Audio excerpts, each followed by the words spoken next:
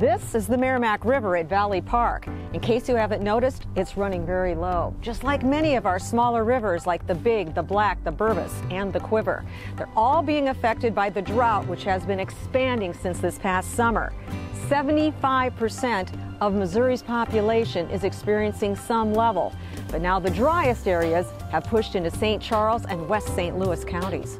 The key part would be the mid to late winter and into the early spring, when we typically do get a fair amount of rain to help set the tone for the growing season. And that's going to be crucial this year because we really need some moisture to help moisten up the water table.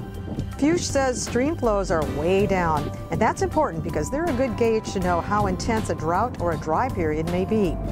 Things are looking up. The 90-day precipitation outlook is showing a La Nina-like pattern, which would give the St. Louis area above normal rainfall and snowfall through February.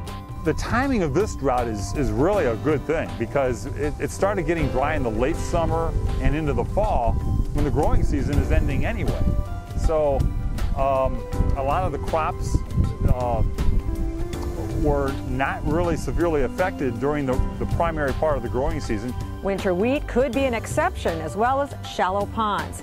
Now, there may be some help on the way as early as next week when the overall pattern begins to change. You can check my extended forecast for details at weatherstl.com.